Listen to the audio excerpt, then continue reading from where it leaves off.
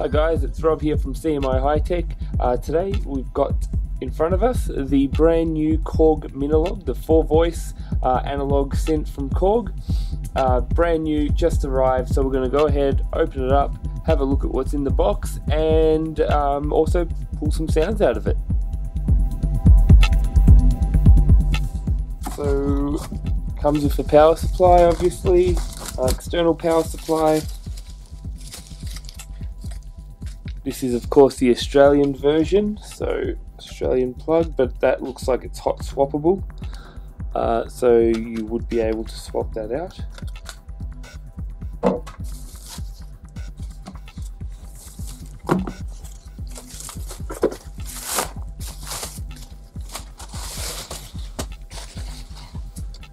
And there she is. Really nice looking synth straight out of the box, I have to say. Nice aluminium top plate, back's wood, very light, like a lot lighter than what you'd expect from an analog synth, which is great for obviously portability and for people who are going to take it out on the road. So I think we should fire it up and actually hear what it sounds like. Okay, cool, so we've got it all set up, ready to go. I'm going to turn it on. When we turn it on, go through its tuning sequences, so it tunes all the oscillators and all of that. Getting it all ready takes a couple of seconds. In the meantime, I should probably mention that in the box you get this manual here with a nice block diagram, and the block diagram outlines the architecture of each of the voices down here, as well as the delay and the output. Worth having a read over this before you get stuck into the synth, just so you can kind of see the way everything's routed and what's affecting what. Gives you a better understanding of when you're actually getting to use the synth, kind of how everything's laid out. So definitely have a look at that before you get started. Alright, we've got two oscillators up here, both identical in layout, except VCO2 has these extra modulation options. So what we've got is the choice of three waveforms, a sawtooth, triangle, and a pulse or square wave. There's also an octave switch, so I can switch the octaves of the frequency of each of those oscillators independently.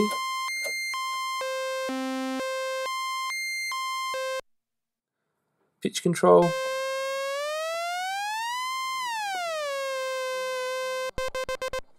And a wave shaping control per oscillator as well. Now, the wave shaping will perform a different function depending on which waveform you've got selected. That's outlined in the manual, so have a look at that. But if you have a look at the oscillator, we can actually see what's happening as we apply the wave shaping.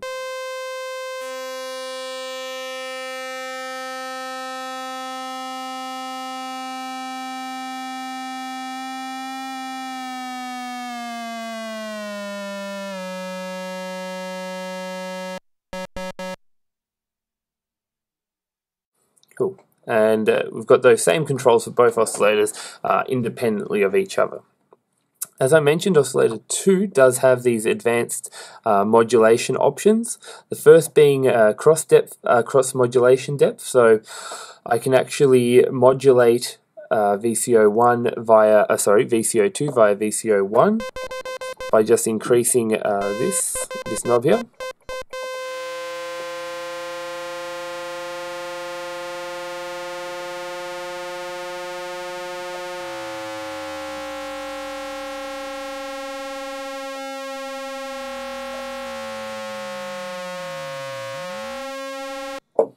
And I don't actually have to have that turned up at all. That's internally routed via the cross modulation depth controller here.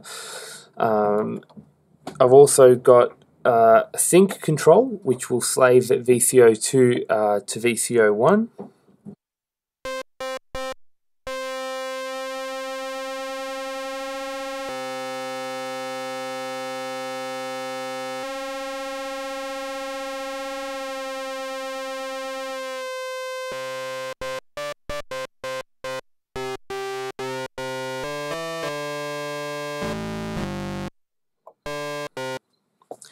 We also have the addition of a ring mod.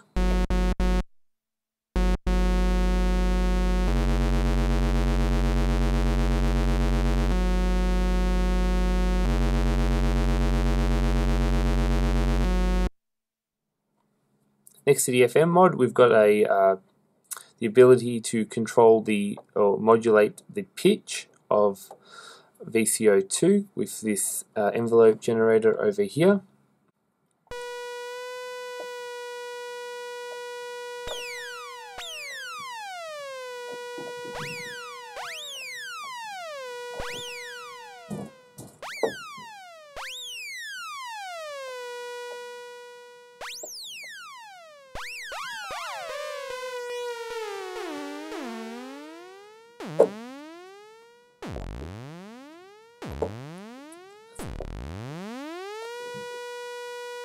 That's both positive and negative, with 0 being in the middle. On top of that, you probably notice that as I tweak a knob, I get this handy readout at the bottom of the screen here, just to let me know where I am and where I've tweaked, so I can get it back to 0, and because I see it on the screen, I have no doubt that that's back at the 0 position, which is really handy. Next up is the filter. Nice big chunky cutoff control, resonance knob here. We've got envelope generator intensity, so we can use the envelope gen here to affect the filter. We've also got switches down here to switch it between 2-pole and 4-pole, to key track, and to respond to velocity. So I'll show you those functions in a sec. So I've just switched it into the arpeggiator voice mode just to demonstrate. So we've got it in 2-pole mode, no resonance. This is just the cutoff.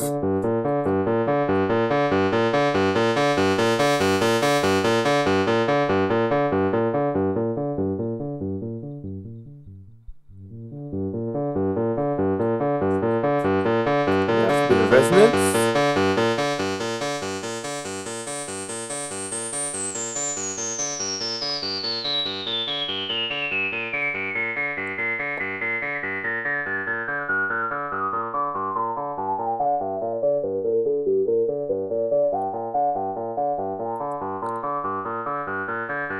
And apply some of the envelope generator.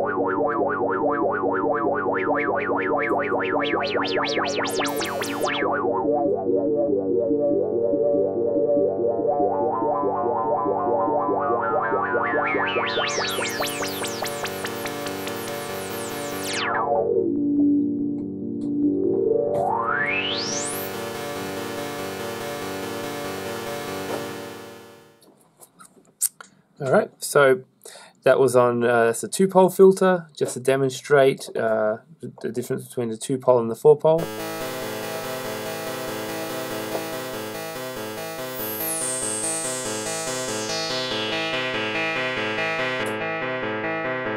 4-pole now.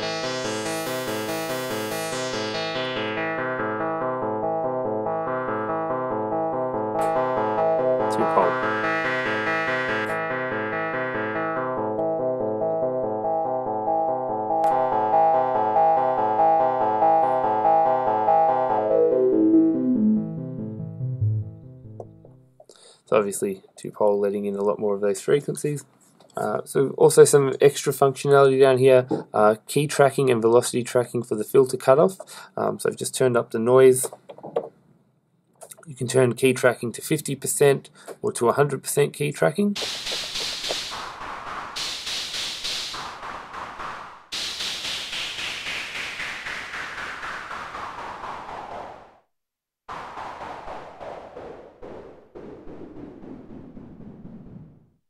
You can see that there. Also velocity tracking, again 50% or 100%.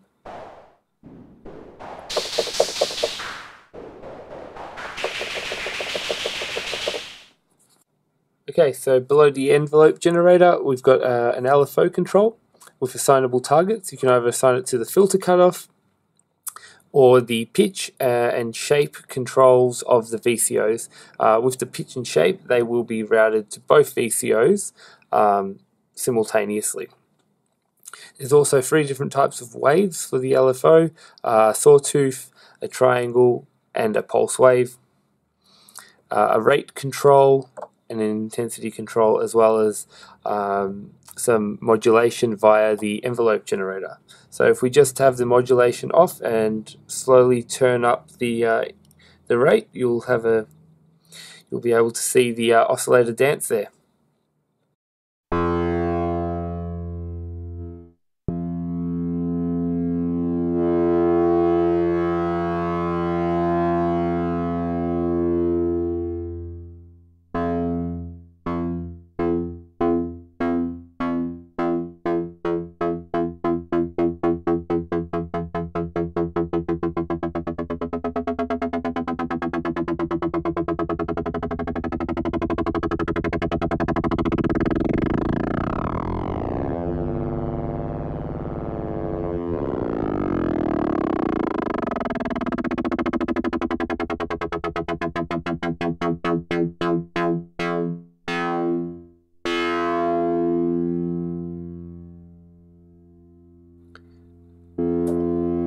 Triangle.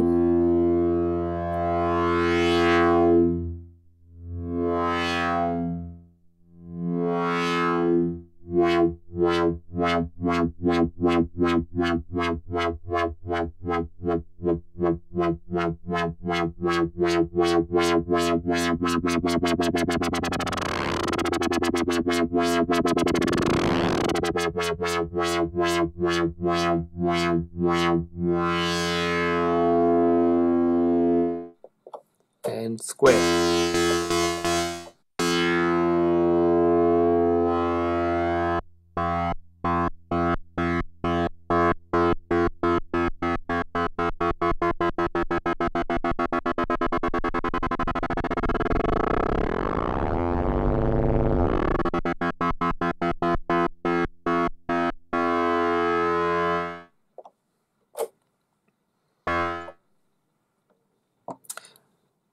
Okay, we also have, as I said, modulation capabilities. We can use the envelope generator to modulate the rate or the intensity of the LFO. So if we choose rate,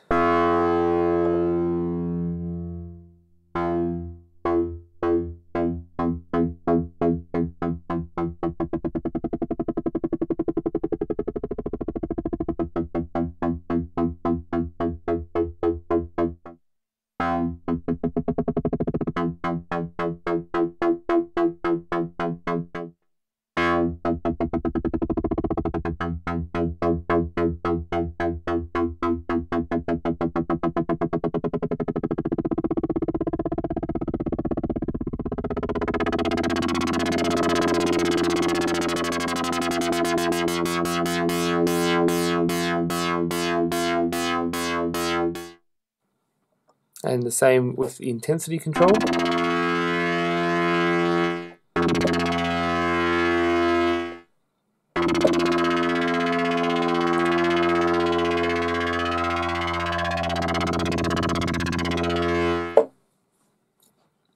Very cool stuff. As I said, you can also use it to modulate the oscillator shape.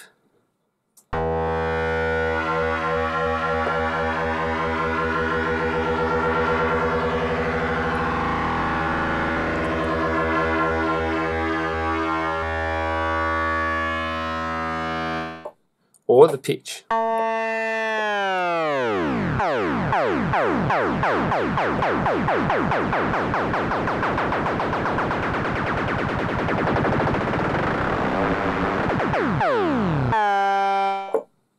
And of course, same thing, you can use the envelope generator to modulate the LFO, which in turn is modulating the oscillator's pitch.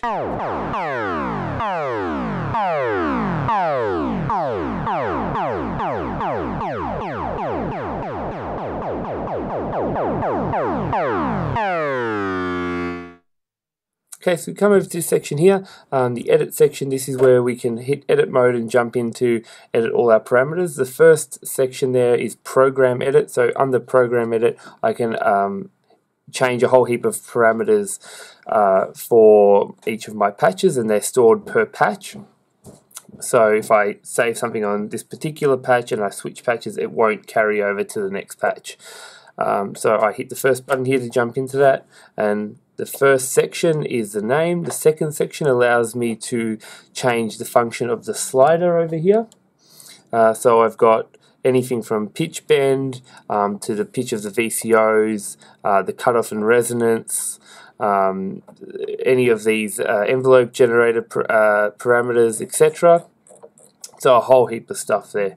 Underneath that, you'll see there's a couple of dots that signify that on this layer of the menu there's a couple more editable parameters. So I press that button again, and I've got the bend range for the slider, both the positive and in the negative directions, and I can set that anywhere between 1 and 12 notes in either direction.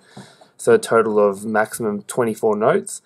And if we go to the third option here, we've got the LFO sync to the BPM, the LFO key sync, and voice sync.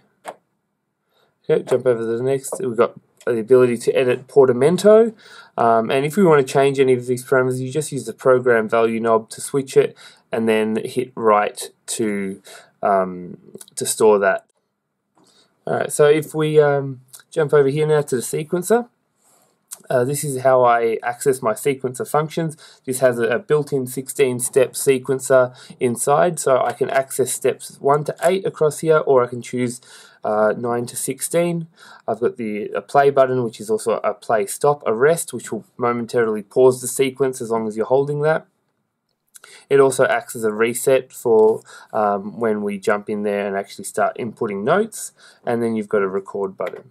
So if I actually put it into record without hitting play, I can actually record each step one by one by just hitting a note, and it will move to the next step. So if I pop in a note,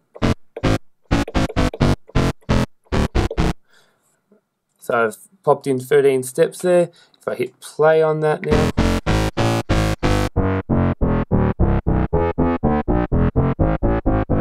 it syncs to the tempo.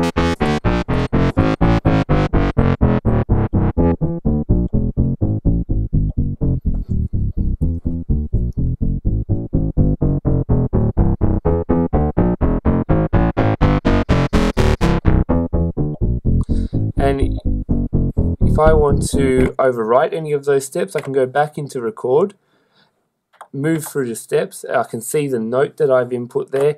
I'm currently on mono mode. If you whack it into poly, you can actually select up to four notes per step. And if I didn't like that note, I can just jump into the third step and change the note. If I hit this first button over here to select my steps and I choose one of these steps, I not only can select a note, but if I hit that again, I can also choose the gate time, which is set with the program value knob here. So I can set the gate time of each of the steps individually and move along and change those gates. If I hit play.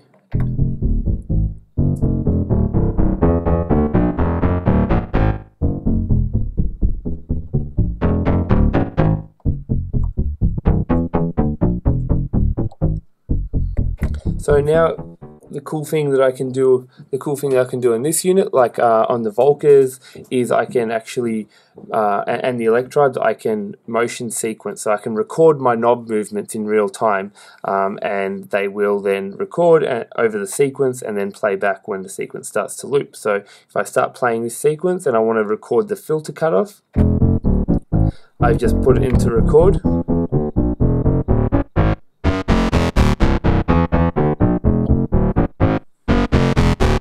Now recorded that motion. The cool thing is though, if I want to get rid of that, it's really easy to get rid of. I just jump into edit, jump into sequencer edit, hit that. So in the sequencer edit menu, I've got the ability to change the length of the pattern, so up to 16, but I can shorten that.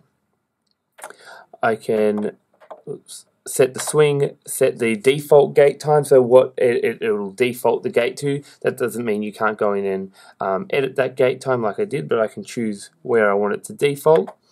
And also the resolution of my steps, so whether it be 16th, 8th, quarter notes, etc. On the fourth button here, it shows you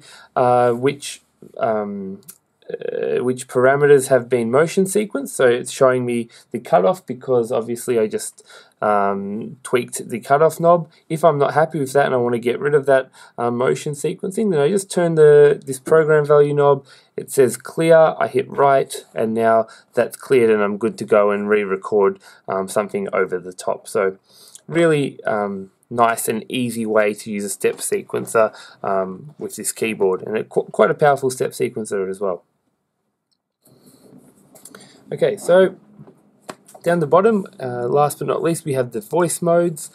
Some of these will be familiar, some of these are completely kind of brand new. So the first is Poly.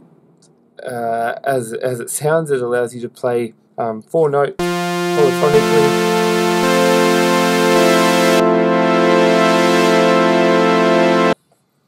And for each of these settings, the voice depth knob will do something different. So in poly mode, it will invert, and in duo and unison modes, etc., it'll do something different. So if we find a duo patch, so duo essentially splits the voices over 2 notes, so and they act in unison. So each note is assigned 2 voices, and you can play 2 notes simultaneously.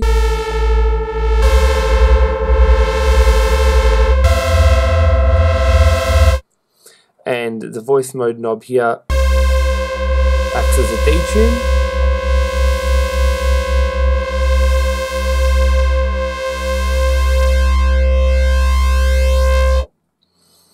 Unison, which is the next mode, will combine all 4 of the voices together in unison and allow you to play monophonically. So I'll just grab a...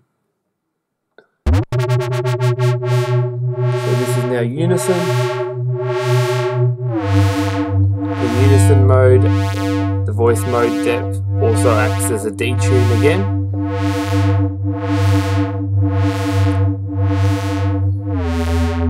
Allowing you to get really nice fat sounds out of there.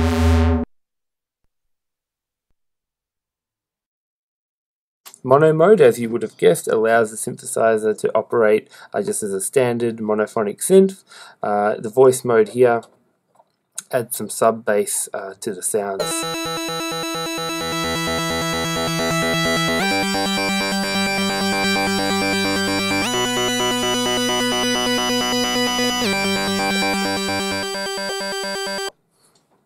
Cool. Chord mode. Let's jump over to a chord patch.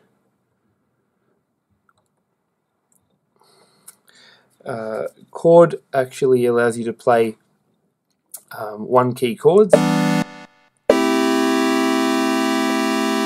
and the voice mode depth knob here actually allows you to switch between your types of chords, so from fifths, major, seventh,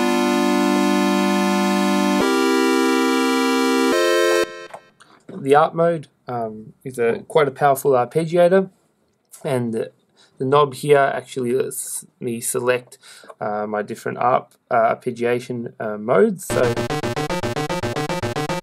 got anything from manual, rising, fall, rise and fall, poly, and random.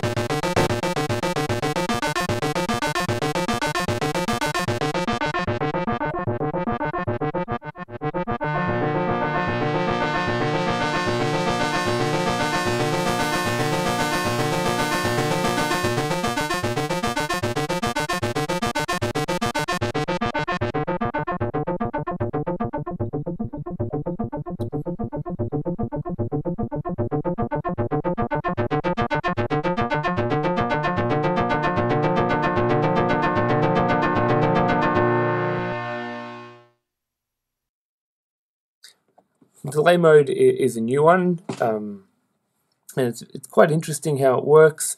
Essentially what it does is every time you play a note, it stacks all four voices and delays them a particular amount set by the voice mode depth knob to create a delay effect, essentially. So I've got it set at quarter notes. Yes.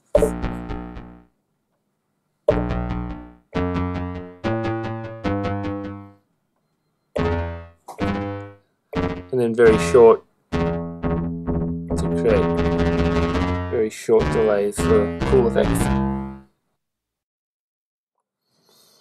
And the last mode is sidechain, which is another new one for Korg. What it does is, if I'm playing a particular note and then I play a note on top of it, it is going to essentially duck the volume of this note while I play a melody on top, and when I release, it will then raise the volume of the held note.